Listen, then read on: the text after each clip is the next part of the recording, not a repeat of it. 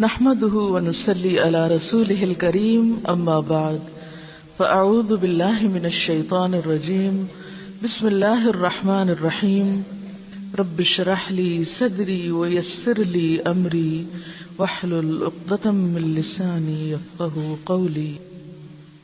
جنابت کے احکام۔ وجوب غسل کی حالت کو حالت جنابت کہتے ہیں۔ وجوب غسل یعنی جب غسل واجب ہو جاتا ہے تو اس حالت کو جنابت کہتے ہیں۔ جنابت کا لفظ جم سے، جم پہلو کو کہتے ہیں، بچنا۔ مندرجہ ذیل 4 حالتوں میں مسلمان مرد اور عورت پر غسل کرنا فرض ہو جاتا ہے۔ نمبر 1، جوش کے ساتھ منی خارج ہونے کے بعد، اس میں احتلام بھی داخل ہے، یعنی کوئی ایسا خواب آئے یا ویسے۔ نمبر 2، صحبت کے بعد یعنی سیکشل انٹرکورس کے بعد۔ نمبر 3، حیض کے بعد۔ نمبر 4، نفاس کے بعد یعنی بچے کی پیدائش کے بعد۔ اس میں یاد رکھیے کہ بہت سے لوگ پوچھتے ہیں کہ اگر خواتین انٹرنل چیک اپ کرواتی ہیں تو کیا اس سے غسل واجب ہوتا؟ تو کوئی غسل واجب نہیں ہوتا جب تک کہ ان 4 چیزوں میں سے کوئی چیز نہ ہو۔ صرف منی خارج ہونے سے بات نہیں، بلکہ جوش کے ساتھ منی خارج ہونے کے بعد غسل واجب ہوتا ہے۔ صحبت اور غسل جنابت۔ صحابہ کرام رضی اللہ عنہم کے درمیان غسل جنابت کا ایک مسئلہ زیر بحث آیا۔ ایک گروہ کہتا تھا کہ غسل صرف دخول پہ فرض ہو جاتا ہے، انزال شرط نہیں، یعنی واٹر ڈسچارج جو ہے وہ ضروری نہیں۔ دوسرا گروہ بیان کرتا تھا کہ وجوب غسل کے لیے دخول کے ساتھ انزال بھی شرط ہے۔ یہ طویل مباحثہ کسی فیصلہ کن صورت پر منتج نہ ہوا۔ آخر قرار پایا کہ ام المومنین حضرت عائشہ رضی اللہ عنہا سے دریافت کیا جائے۔ حضرت عائشہ نے کہا کہ رسول اللہ صلی اللہ علیہ وسلم نے فرمایا، اذا جلس بین شعبها الاربع ومس الختان الختان فقد وجب الغسل۔ جب مرد عورت کی 4 شاخوں کے درمیان بیٹھ جائے اور اس کا محل ختنہ عورت کے محل ختنہ کے ساتھ مس کرے تو غسل واجب ہو جاتا ہے۔ تو مسئلہ یہ ثابت ہوا کہ صرف دخول پر ہی مرد اور عورت جنبی ہو جاتے ہیں اور ان پہ غسل واجب ہو جاتا ہے، انزال یعنی منی کا نکلنا شرط نہیں۔ رسول اللہ صلی اللہ علیہ وسلم نے فرمایا، جب تم عورت کی 4 شاخوں کے درمیان بیٹھ کر صحبت کرو تو تم پر غسل واجب ہو گیا، اگرچہ منی نہ نکلے۔ عورت کو بھی احتلام ہوتا ہے۔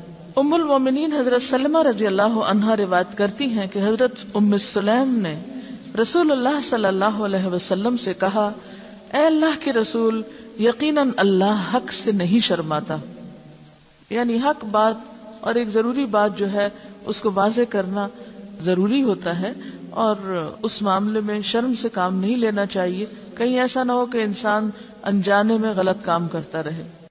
تو یہ کہہ کر انہوں نے مسئلہ پوچھا، کیا عورت پر غسل ہے جبکہ اس کو احتلام ہو؟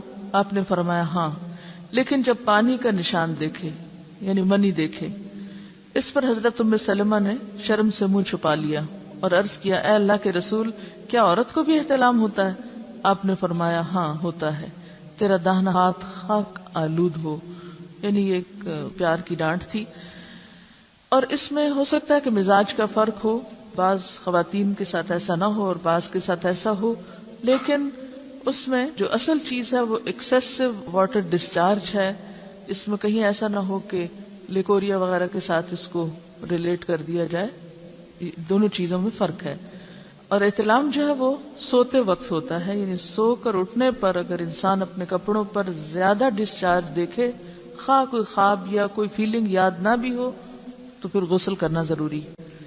معلوم ہوا کہ عورت یا مرد نیند سے اٹھ کر اگر تری یعنی نشان منی دیکھیں تو یہ احتلام کی علامت ہے، لہذا ان پر غسل کرنا فرض ہو جاتا ہے۔ اور اگر احتلام کی کیفیت انہیں یاد ہو لیکن نشان نہ پائیں، یعنی خواب یاد ہے لیکن کوئی سامنے علامت نہیں، تو غسل فرض نہیں ہوگا۔ ایسی صورت میں شک کی ضرورت نہیں ہے کہ نہیں میں نے خواب دیکھا اور مجھے خواب بالکل صحیح یاد ہے تو مجھے نہانا چاہیے، نہیں، محض خواب پر نہیں نہایا جائے گا جب تک کہ فزیکلی کوئی ایسی چیز سامنے دیکھی نہ جائے۔ جنبی کے بالوں کا مسئلہ۔ حضرت ام سلمہ روایت کرتی ہیں کہ میں نے کہا، اے اللہ کے رسول صلی اللہ علیہ وسلم، میں اپنے سر کے بال خوب مضبوط گوندتی ہوں، کیا میں انہیں غسل جنابت کے وقت کھولا کروں؟ آپ نے فرمایا، ان کا کھولنا ضروری نہیں، تیرے لیے یہی کافی ہے کہ 3 لپ پانی اپنے سر پر ڈالے، پھر اپنے سارے بدن پر پانی بہائے، پس تو پاک ہو جائے گی۔ یعنی بالوں کی جڑیں بھیگنا، سکن بھیگنا ضروری ہے، سارے بال کھولنا ضروری نہیں ہے۔ جنبی کے بالوں کا مسئلہ، حضرت عائشہ کو خبر ملی کہ حضرت عبداللہ ابن عمرو عورتوں کو غسل جنابت کے لیے بال کھولنے کا حکم دیتے ہیں۔ فرمانے لگی ابن عمرو پر تعجب ہے، انہوں نے عورتوں کو تکلیف میں ڈال دیا، وہ انہیں سر منڈوانے کا حکم کیوں نہیں دے دیتے؟ یہ حضرت عائشہ کی ڈانٹ تھی، یعنی وہ یہ تو کہہ رہے کہ عورتیں بال کھول کھول کے نہائیں، تو وہ پھر سیدھا یہی کہیں کہ عورتیں بال منڈوا لیں۔ میں اور رسول اللہ صلی اللہ علیہ وسلم ایک ہی برتن میں غسل کرتے، اور میں اپنے بال کھولے بغیر سر پر 3 چلو سے زیادہ پانی نہیں ڈالتی تھی۔ معلوم ہوا کہ غسل جنابت کے لیے بال کھولنے کی ضرورت نہیں، مگر یہ حکم صرف غسل جنابت کا ہے، غسل حیض کے لیے بالوں کا کھولنا ضروری ہے، کیونکہ وہ مہینے میں ایک دفعہ ہے۔ حضرت عائشہ سے روایت ہے کہ انہیں رسول اللہ صلی اللہ علیہ وسلم نے غسل حیض کے لیے فرمایا اپنے بال کھولو اور غسل کرو۔ اس میں آپ دیکھیے کہ دونوں چیزوں میں فرق کیوں ہے، دونوں کی نوعیت فرق ہے، اور حیض جو ہے وہ ایک نجاست کی کیفیت بھی ہے نا، قل ہوا اذی، تو اس کے بعد نہانا اور نہا کر خوشبو لگانا خاص طور پر اس کا سارا حکم آتا ہے، لیکن غسل جنابت میں نجاست کی وہ کیفیت نہیں ہے، یعنی حیض کا خون اور منی جو ہے ان دونوں کے حکم میں بھی فرق ہے، ٹھیک ہے نا۔ بعض علماء کے خیال میں جو منی ہے اٹ سیلف وہ ناپاک چیز نہیں ہے، اگر کسی کپڑے وغیرہ کو لگ گئی تو وہ کپڑا ناپاک نہیں، اگر اس کو خشک ہونے پر کھرچ کے صاف کر دیا جائے تو کپڑا صاف ہو جائے گا۔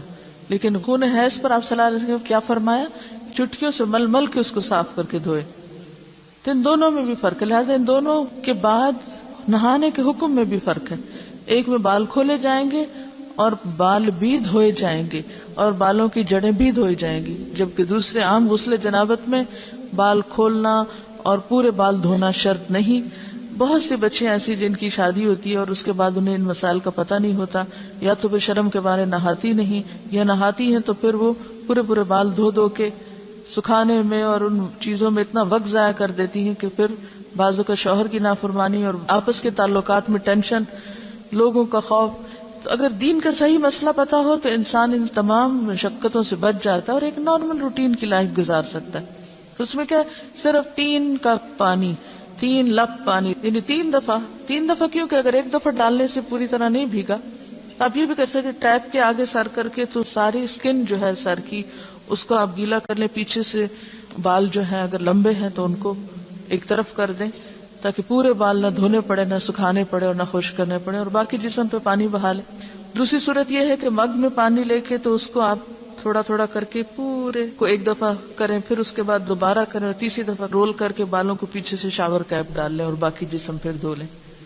شاور کیپ سے کیا ہوتا ہے عام طور پر کہ پیچھے کے جو سارے لمبے بال ہیں پھر وہ نیچے گر کے گیلے نہیں ہوتے، وہ آپ کے سر پہ ہی ٹک جاتے ہیں۔ تو سر کی اسکن دھوئیں اور بالوں کو جوڑے کی شکل میں باندھ کے اوپر شاور کیپ پہن کے پھر باقی جسم کو اچھی طرح دھو لیں۔ تو اس میں آپ دیکھیں کہ جب بالکل سر کے سکن کا حصہ ہی تر ہوگا، اور یہ 3 دفعہ کرنا ہوگا، ایک دفعہ سے نہیں کام چلے گا، 3 دفعہ کرنا تاکہ کوئی بھی بال برابر جگہ سکن کی خشک نہ رہ جائے۔ تو اس سے کیا ہوگا کہ جتنا کم بال گیلے ہوں گے اتنے کم دیر میں ان کو خشک بھی کیا جا سکتا ہے اور کسی بھی مشقت کے بغیر انسان نماز پڑھ سکتا ہے۔ جنبی سے میل جول اور مصافحہ جائز ہے۔ حضرت ابو ہریرہ روایت کرتے ہیں کہ ایک دن بحالت جنابت میں نے رسول اللہ صلی اللہ علیہ وسلم سے ملاقات کی، آپ نے میرا ہاتھ پکڑا اور میں آپ کے ساتھ ہو لیا، آپ ایک جگہ بیٹھ گئے اور میں چپکے سے نکل گیا، گھر جا کر غسل کیا، پھر واپس آیا، آپ ابھی بیٹھے ہوئے تھے، آپ نے پوچھا اے ابو ہریرہ تو کہاں گیا تھا؟ میں نے سارا حال کہہ سنایا تو آپ نے فرمایا سبحان اللہ، تحقیق مومن ناپاک نہیں ہوتا۔ نبی صلی اللہ علیہ وسلم کا یہ فرمان کہ مومن ناپاک نہیں ہوتا، اس کا مطلب یہ ہے کہ مومن حقیقتاً نجس اور پلید نہیں ہوتا۔ جنابت حکمی نجاست ہے، حسی نہیں، یعنی نجاست کے حکم میں ہے لیکن بظاہر وہ کوئی ناپاک ہونے والی بات نہیں۔ یعنی شریعت نے مصلحت کی بنا پر ایک حالت میں حکماً اس پر غسل واجب کیا ہے، بس جنبی کے ساتھ ملنا جلنا، اٹھنا بیٹھنا، اختلاط ارتباط، کھانا پینا سب جائز ہے۔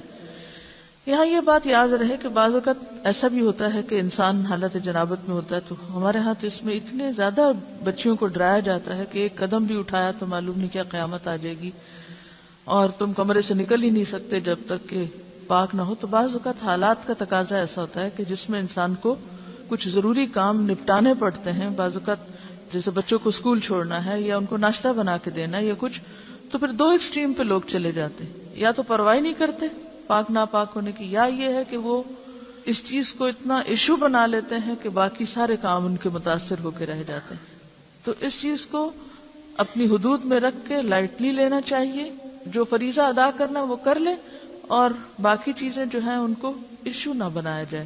یعنی اگر کسی وقت مجبوراً تھوڑی دیر کے لیے گھر سے بھی نکلنا پڑ جائے، جیسے حضرت ابو ہریرہ باہر نکلے ہوئے تھے، تو اس میں بھی حرج نہیں ہے۔ اس کا یہ مطلب نہیں کہ آپ ٹال مٹول کر کے تو دن بھر کی نمازیں گنوائیں، یہ صرف رخصت کی بات ہے یا کیا کر سکتے ہیں آپ اس کی بات ہے۔ اس کا یہ مطلب نہیں کہ یہ ایک عادت یا ایک روٹین بنا لی جائے ناپاک رہنے کی۔ بعض لوگ کچھ کھاتے نہیں پیتے نہیں کہ ہم ناپاک ہیں، کھانا پینا بات چیت لین دین، یعنی اگر کسی کا ہاتھ دوسرے پاک بندے سے چھو گیا تو وہ کوئی ناپاک نہیں ہو جائے گا، یا کسی کپڑے کو ہاتھ لگ گیا یا کسی چیز کو یا کسی کھانے کو، تو وہ کھانا ناپاک نہیں ہوگا، کیونکہ یہ حصی نجاست نہیں ہے، آپ کے ہاتھ میں کوئی گندگی نہیں ہے۔ اگر اس حالت میں کبھی آٹا گوندنا پڑ جائے یا کوئی پیڑا یا روٹی بنانی پڑ جائے، دیکھیے کہ بعض اوقات بچے چھوٹے ہیں رو رہے ہیں، ان کو کھانا چاہیے، اور آپ کہیں روتے رہیں جو روتے ہیں، میں تو ناپاک ہوں اس لیے میں تو کوئی کام نہیں کر رہی، تو یہ ایک دوسری ایکسٹریم ہوگی، ایسا کرنا درست نہیں۔ اگر ضرورت کے تحت تھوڑی دیر، گھنٹہ 2 گھنٹہ کسی وجہ سے ڈیلے کرنا پڑے، بعض اوقات ایسا ہوتا پانی نہیں ہوتا، تو ایسی صورت میں کیا کریں گے؟ ایسی صورت میں آپ ویٹ کریں گے، بعض سپلائی کا پانی 1 گھنٹے تک آ رہا ہے، تب آپ کوئی کام کاج نہ کریں، اندر مرغی بن کے بیٹھ جائیں کہ میں ناپاک ہوں میں ناپاک ہوں، نہیں، سب کام کریں اپنے، اور جب پانی آ جائے تو نہا لیں۔ ایسے کرنے میں کوئی گناہ نہیں، کوئی جرم نہیں، کوئی غلطی نہیں۔ رسول اللہ صلی اللہ علیہ وسلم نے ایک انصاری کو بلایا، جب وہ آیا تو اس کے سر کے بالوں سے پانی ٹپک رہا تھا۔ آپ نے پوچھا شاید تم جلدی میں نہائے ہو؟ اس نے کہا ہاں اے اللہ کے رسول۔ آپ نے فرمایا حالت جنابت میں اگر کسی سے فوری ملنا ہو اور نہانے میں دیر لگے تو وضو کرنا ہی کافی۔ حضرت عمر نے آپ سے پوچھا میں رات کو جنبی ہوتا ہوں تو کیا کروں؟ آپ نے فرمایا کہ تم اپنے ذکر کو دھو ڈالو اور وضو کرو اور سو جاؤ۔ رسول اللہ صلی اللہ علیہ وسلم جب حالت جنابت میں کھانا یا سونا چاہتے تو نماز کے وضو کی طرح وضو کر لیتے۔ نبی صلی اللہ علیہ وسلم نے فرمایا جو کوئی اپنی بیوی سے صحبت کرے اور پھر دوبارہ کرنا چاہے تو اسے چاہیے کہ دونوں کے درمیان وضو کرے۔ آپ نے غور کیا ہوگا کہ طہارت کے مسائل بہت تفصیل کے ساتھ اور اپنے اندر بہت ڈیٹیلز رکھتے ہیں، اور بہت سے موضوعات ایسے ہیں کہ جو انسان کی ظاہری زندگی نہیں بلکہ اس کی نجی اور ذاتی زندگی سے متعلق بھی ہیں، لیکن اس طرح پبلکلی ان کو پڑھانا اور ان کو سکھانا یہ بھی ایک ضرورت ہے، کیونکہ آپ صلی اللہ علیہ وسلم نے انصار کی خواتین کی تعریف کی کہ انصار کی خواتین کتنی اچھی ہیں جنہیں حیا دین کا علم حاصل کرنے سے نہیں روکتا۔ تو سوال یہ پیدا ہوتا ہے کہ آخر اتنی تفصیلات کیوں؟ اور بعض لوگ اس کو ناپسندیدہ قرار دیتے ہیں، تو ایسا کرنا ناسمجھی کی علامت ہے۔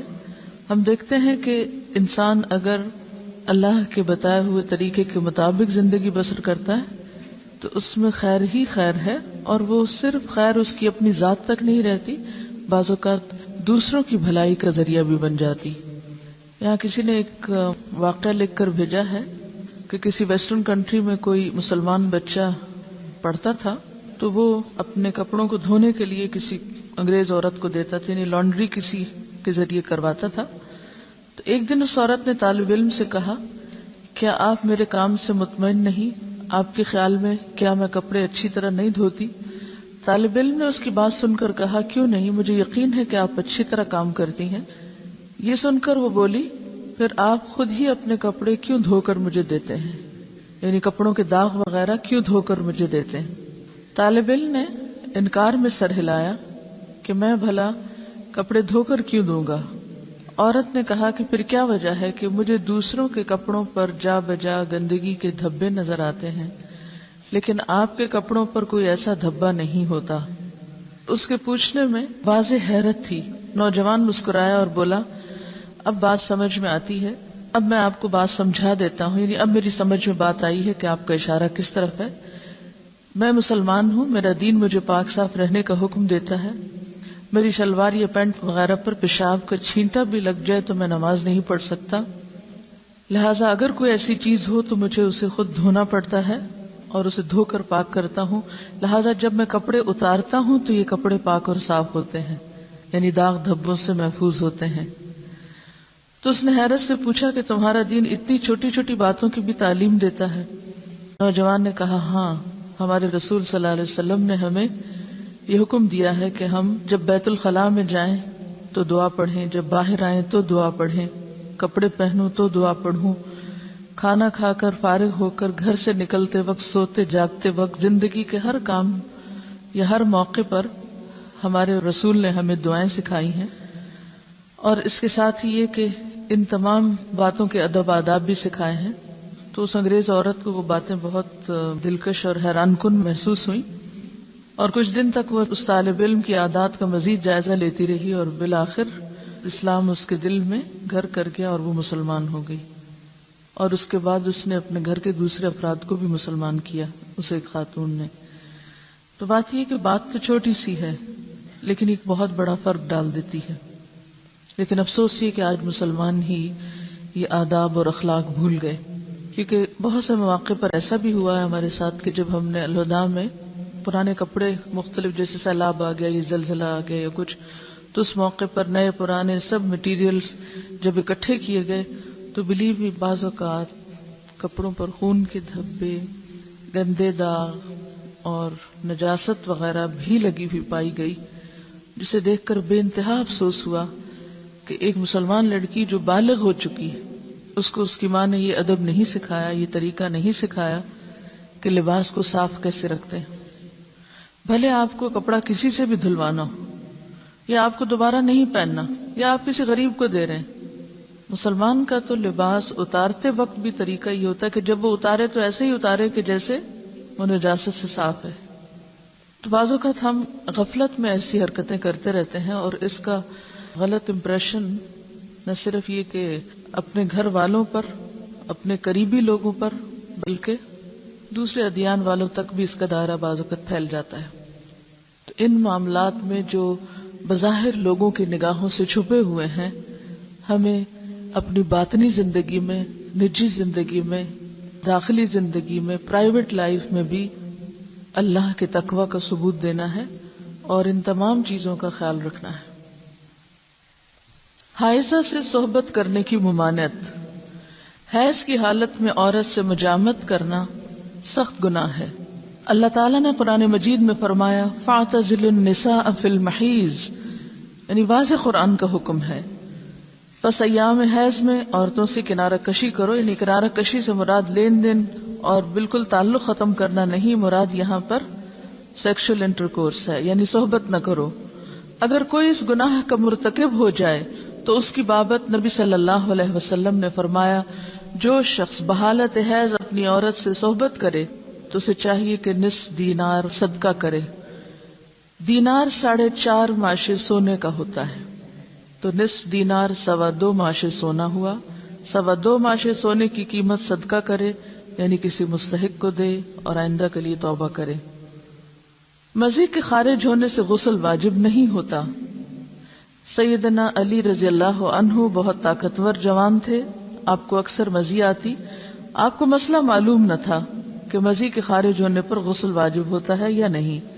چونکہ رسول اللہ صلی اللہ علیہ وسلم کے داماد تھے، اس لیے بالمشافہ دریافت کرتے حجاب آیا، یعنی آپ کو شرم محسوس ہوئی، تو اپنے دوست مقداد سے کہا کہ وہ مسئلہ دریافت کریں۔ حضرت مقداد نے نبی صلی اللہ علیہ وسلم سے پوچھا، آپ نے فرمایا مزی کے خارج ہونے پر غسل واجب نہیں ہوتا، صرف وضو کرنا چاہیے۔ نبی صلی اللہ علیہ وسلم نے فرمایا اگر مزی خارج ہو تو آلہ تناسل کو دھو لو اور وضو کر لو. نیز فرمایا اور کپڑے پر جہاں مزی لگی ہو ایک چلو پانی لے کر چھڑک لینا کافی ہے. اب اس میں یہ جو مختلف ٹرمز استعمال ہو رہی ہیں ان میں فرق کیا ہے، یعنی مزی اور منی کا فرق کیا ہے؟ مزی اس چپکتے ہوئے لیسدار پانی کو کہتے ہیں جو شہوت کے وقت ذکر کے سرے پر نمودار ہوتا ہے، یعنی کہ جو اچھل کر نہیں نکلتا بلکہ ویسے ہی ویٹنس ہوتی. اور منی عضو مخصوص سے لذت اور جوش کے ساتھ ٹپک کر خارج ہونے والا سفید مادہ ہوتا ہے جس سے انسان پیدا ہوتا ہے. اس کے خروج سے آدمی پر غسل فرض ہو جاتا ہے. ودی وہ گاڑھا سفید پانی جو پیشاب سے قبل یا بعد خارج ہوتا ہے، اس کے نکلنے پر غسل کرنا ضروری نہیں. یہ اسی طرح لیکوریا بھی اس میں آ جاتا ہے. جن عورتوں کو سفید رطوبت یعنی لیکوریا کی شکایت ہوتی ہے اس سے بھی غسل لازم نہیں ہوتا، حسب معمول نمازیں ادا کرنی چاہیے.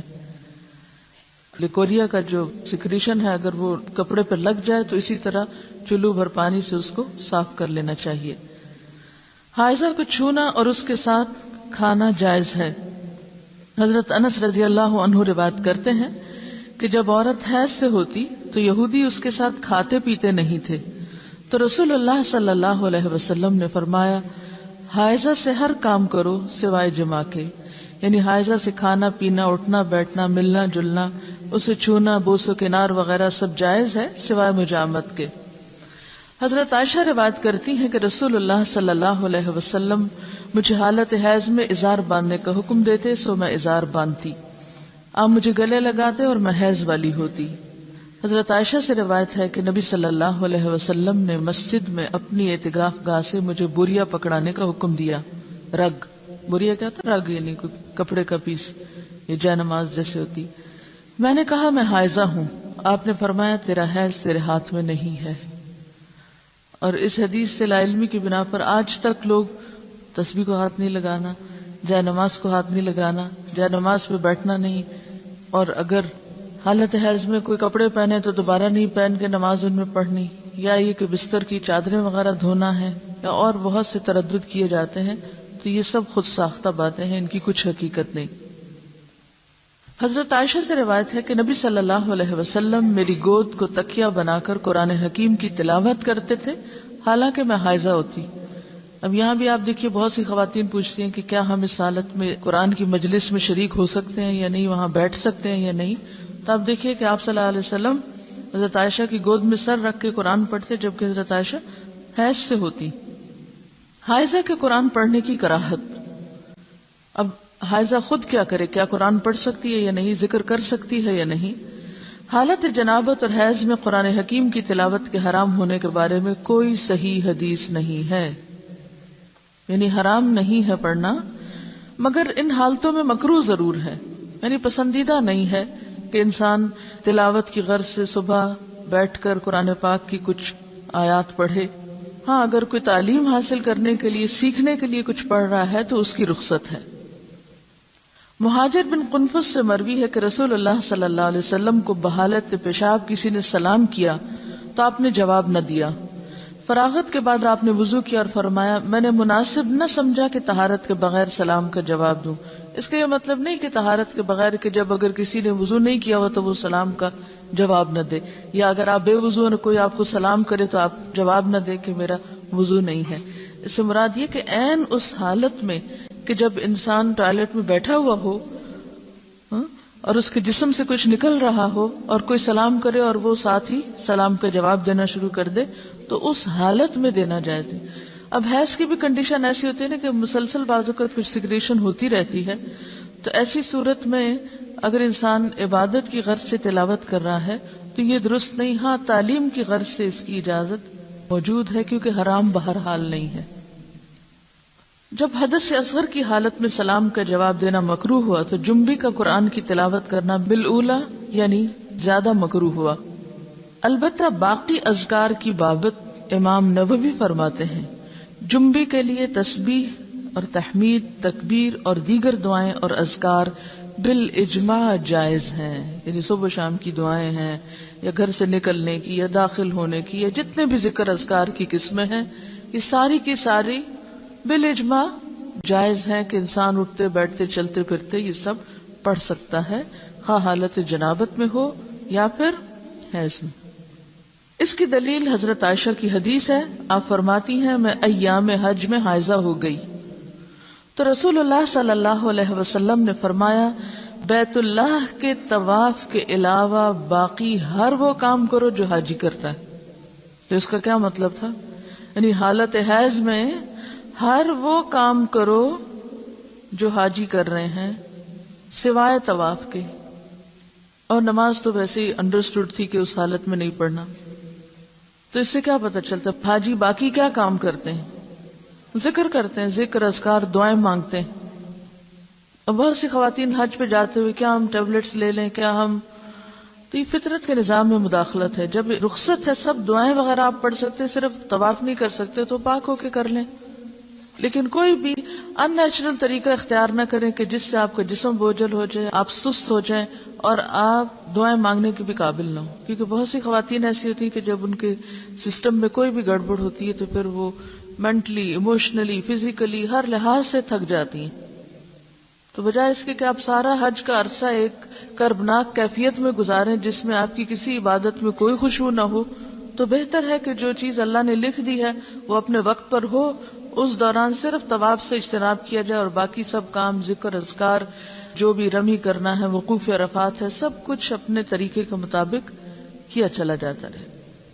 پہلے سعی کا علاقہ جو تھا، سعی کی اجازت تھی، لیکن اب سعی بھی مسجد میں آ گئی، مسعی بھی مسجد میں آ گئی، تو جہاں سے مسجد شروع ہوئی وہاں سے داخلہ بند ہو گیا، الا عابری سبیل، کہ کوئی آپ کو گزرنے کی ضرورت پیش آئی یا اندر کوئی بیٹھا ہوا اس کو بلانا ہے تو وہ گزر کے دے کے واپس آ جائے، بیٹھے نہیں، گزرنے کی اجازت ہوتی ہے مسجد۔ حضرت ام عطیہ رضی اللہ عنہا فرماتی ہیں کہ رسول اللہ صلی اللہ علیہ وسلم نے حیض والی عورتوں کو بھی عید کے روز عیدگاہ جانے کا حکم دیا تاکہ وہ لوگوں کی تکبیروں کے ساتھ تکبیریں کہیں۔ تو تکبیر میں بھی کیا ہے؟ اللہ کا ذکر ہے، اور ان کی دعا کے ساتھ دعا کریں لیکن نماز نہ پڑھیں۔ تو جو چیز بصراحت ممنوع ہے وہ کیا ہے؟ نماز اور طواف، باقی کچھ بھی ممنوع نہیں، یعنی عبادات میں سے۔ حضرت عائشہ فرماتی ہیں کہ رسول اللہ صلی اللہ علیہ وسلم ہر حال میں اللہ کا ذکر کرتے تھے۔ ان احادیث سے ثابت ہوا کہ حائضہ اور جنبی ذکر اذکار کر سکتے ہیں، ٹھیک ہے۔ استحاضہ کا مسئلہ، استحاضہ وہ خون ہوتا ہے جو ایام حیض کے بعد خاکی یا زرد رنگ کا جاری ہوتا ہے۔ یہ ایک مرض ہے۔ جب عورت اپنے حیض کی عادت کے دن پورے کرے پھر اسے غسل کر کے نماز شروع کر دینی چاہیے۔ تو اس میں اصل حکم یا اصل بات کیا ہے؟ عادت۔ جتنے دن کسی کی عادت ہے اس عادت کے مطابق انسان نماز چھوڑے، یعنی اتنے دن کے لیے، اور بعد میں نہا کر نماز شروع کر دے، خواہ کوئی ڈسچارج ہو بھی تو، کیونکہ وہ خون حیض کا نہیں بلکہ استحاضہ کا ہے جو اس مخصوص مدت کے بعد آتا ہے۔ حضرت عائشہ سے روایت ہے کہ فاطمہ بنت ابی حبیش رضی اللہ عنہا رسول اللہ صلی اللہ علیہ وسلم کی خدمت میں حاضر ہوئی اور عرض کیا، اے اللہ کے رسول، مجھے خون استحاضہ آتا ہے اور میں بوجہ خون استحاضہ پاک نہیں ہوتی، کیا میں نماز چھوڑ دوں؟ آپ نے فرمایا نہیں، خون استحاضہ ایک اندرونی رگ سے بہتا ہے اور یہ خون حیض نہیں، بس جب تجھے حیض کا خون آئے تو نماز چھوڑ دے، اور جس وقت خون حیض بند ہو جائے اور استحاضہ شروع ہو تو اپنے استحاضہ کے خون کو دھو لو اور نماز پڑھو۔ تو حاصل کلام یہ ہے کہ مستحاضہ پاک عورت کی طرح ہے، ایام حیض کے بعد غسل کر کے نماز شروع کر دے۔ ہاں یہ بہت ضروری ہے کہ ہر نماز کے لیے نیا وضو کرتی رہے۔ رسول اللہ صلی اللہ علیہ وسلم نے حضرت فاطمہ سے یہ بھی فرمایا، ہر نماز کے لیے وضو کر لیا کرو، یعنی ہر نماز کے لیے نہانے کی ضرورت نہیں، صرف وضو کافی ہے، خواہ پہلے سے وضو ہو بھی، چونکہ ڈسچارج ہوتا رہتا ہے اس لیے وضو باقی نہیں رہتا، دوبارہ وضو کر لیا جائے۔ خون حیض بلوغت کی علامت ہے، اگر یہ عادت کے مطابق آئے تو یہ صحت کی علامت ہے، اس کے برعکس استحاضہ بیماری کی علامت ہے۔ چونکہ یہ خون حیض سے پہلے بھی آتا ہے اور حیض کی مدت گزر جانے کے بعد رکتا نہیں، اس لیے بعض خواتین اسے بھی حیض سمجھ کر نماز چھوڑے رکھتی ہیں، لہٰذا اس مسئلے کو سمجھنا ضروری ہے۔ خون حیض گاڑھا، سیاہ اور کسی قدر بدبودار ہوتا ہے۔ جب اس کی مدت ختم ہوتی ہے تو خاکی یا زرد رنگ کی رطوبت خارج ہوتی ہے، مگر وہ حیض نہیں ہوتی، جبکہ خون استحاضہ پتلا اور زرد رنگ کا ہوتا ہے۔ یہ الگ بات ہے کہ عادت کے دنوں میں کبھی فلو زیادہ ہوتا ہے اور کبھی کم ہوتا ہے، لیکن اپنے مقرر وقت پر انقطاع بھی ہو جاتا ہے۔ انقطاع الدم یعنی سب ختم ہو جاتا ہے اور وائٹ ڈسچارج شروع ہو جاتا ہے۔ تو پاکی کب ہوتی ہے؟ جب خون حیض کے ختم ہونے کے بعد وائٹ ڈسچارج شروع ہو۔ اگر خاتون حیض اور استحاضہ کا فرق پہچانتی ہے تو اس کے مطابق عمل کرے گی، یعنی حیض کے آنے پر نماز چھوڑے گی اور حیض کے بعد استحاضہ کے دوران ہر نماز کے لیے الگ وضو کر کے نماز ادا کرے گی۔ اگر اسے دونوں خونوں کی پہچان نہیں، البتہ حیض اسے عادت کے مطابق آتا ہے، تو وہ عادت کے دنوں میں نماز ترک کرے گی اور ان کے بعد جو خون آئے گا اسے استحاضہ سمجھے گی۔ اب اس میں مشکل یہ ہے نا کہ ہر عورت کی عادت فرق ہے، اس لیے اس میں کوئی مفتی کچھ نہیں بتا سکتا، خود ہی اس کا تعین کرنا پڑے گا کہ کن دنوں میں عادت بدل جاتی، کیونکہ عورت کی صرف یہ نہیں کہ اس کو خون کے رنگ سے آپ پہچانیں گے، اس میں دیکھا یہ جائے گا کہ آپ کی اپنی جسمانی کیفیت کب بدلتی ہے، کیونکہ استحاضہ کے خون میں جسمانی کیفیت اتنی متاثر نہیں ہوتی، جبکہ حیض کے دنوں میں اس سے پہلے یا اس کے بعد مزاج پر بھی فرق پڑتا ہے۔ تو مزاج کی تبدیلی سے اور خون کے رنگ کی تبدیلی سے یا اس کیفیت سے یا اس کے زیادہ یا کم ہونے سے بھی حیض اور استحاضہ کو آپس میں الگ الگ سمجھا جا سکتا ہے۔ اگر اسے دونوں خونوں کی پہچان نہیں اور حیض بھی عادت کے مطابق نہیں آتا، اب ایک اور مسئلہ تیسرا، نہ حیض کی پہچان ہے اور نہ ہی عادت کا پتہ چلتا ہے، یعنی دن کے مقرر ہونے کی سمجھ ہی نہیں آتی، تو وہ اپنی قریبی رشتہ دار خاتون جو مزاج اور عمر میں اس جیسی ہو، مثلا بہن وغیرہ، اس کی عادت کے مطابق عمل کرے گی حتیٰ کہ اسے پہچان ہو جائے اور اس کی اپنی عادت بن جائے، پھر قیاس کرنا پڑے گا۔ حائضہ کو نماز اور روزے کی ممانعت۔ رسول اللہ صلی اللہ علیہ وسلم نے فرمایا، جب عورت حیض سے ہوتی ہے تو نماز پڑھتی ہے نہ روزہ رکھتی ہے، یعنی نہ نماز پڑھتی ہے نہ روزہ رکھتی ہے۔ ایک عورت معاذہ نے حضرت عائشہ سے دریافت کیا، کیا وجہ ہے کہ حائضہ عورت روزے کی قضا تو دیتی ہے نماز کی نہیں دیتی؟ حضرت عائشہ نے فرمایا، رسول اللہ صلی اللہ علیہ وسلم کے زمانہ میں ہمیں حیض آیا کرتا تھا تو ہمیں روزے کی قضا کا حکم تو دیا جاتا مگر نماز کی قضا کا حکم نہیں دیا جاتا تھا۔ یہ ہے صرف وجہ۔ نفاس کا حکم، بچے کی پیدائش کے بعد جو خون آتا ہے اسے نفاس کہتے ہیں۔ حضرت ام سلمہ فرماتی ہیں کہ نفاس والی عورتیں رسول اللہ صلی اللہ علیہ وسلم کے زمانے میں 40 دن بیٹھا کرتی تھی، یعنی نماز نہیں پڑھتی تھی۔ اکثر صحابہ اور تابعین کے نزدیک نفاس کے خون کی زیادہ سے زیادہ مدت 40 دن ہے۔ اگر 40 روز کے بعد بھی خون جاری رہے تو اکثر اہل علم کے نزدیک وہ خون استحاضہ ہے جس میں عورت ہر نماز کے لیے وضو کرتی ہے۔ نفاس کی کم از کم مدت کی کوئی حد نہیں۔ اچھا یہ بھی یاد رہے کہ بعض خواتین کو نفاس کا عرصہ ختم ہوتے ہی پھر پیریڈ شروع ہو جاتے ہیں، تو ایسی صورت میں اگر دن اوپر چلے جائیں اور پیریڈز کی واضح علامات ہر ایک کو اپنی عادت پتہ ہوتی ہے تو اس کے مطابق پھر وہ چھوڑ سکتی ہے۔ حضرت انس فرماتے ہیں نفاس کی مدت 40 دن ہے، الا یہ کہ خون پہلے ہی بند ہو جائے، کیونکہ بعض لوگوں کو بچے کی ولادت کے بعد کسی قسم کا کوئی خون نہیں آتا تو وہ پہلے دن سے ہی نماز پڑھیں گی۔ کچھ لوگوں کو 3 دن تک، کچھ کو 7 دن، کچھ 10 دن، کچھ 1 مہینہ، کچھ پورے 40 دن، کبھی زیادہ کبھی کم۔ تو پھر ان معاملات میں دیکھا کیا جائے گا، کوئی کتاب یا اپنا آپ؟ ہر ایک کو اپنی عادت خود دیکھنی پڑے گی۔ ٹھیک۔ حضرت انس فرماتے ہیں نفاس کی مدت 40 دن ہے، الا یہ کہ خون پہلے ہی بند ہو جائے۔ امام شافعی فرماتے ہیں اگر عورت کو ولادت کے بعد خون آتا ہی نہیں تو اس پر ضروری ہے کہ وہ غسل کرے اور نماز پڑھے۔ نفاس اور حیض کے خون کا حکم ایک جیسا ہے، یعنی ان حالات میں نماز، روزہ اور جماع منع ہے۔ رسول اللہ صلی اللہ علیہ وسلم ایام نفاس کی نمازوں کی قضا کا حکم نہیں دیتے تھے۔ ٹھیک ہے۔ آپ نے یہ سنا ہوگا نا کہ خون حیض کی اقصی مدت یعنی زیادہ سے زیادہ مدت 10 دن ہے.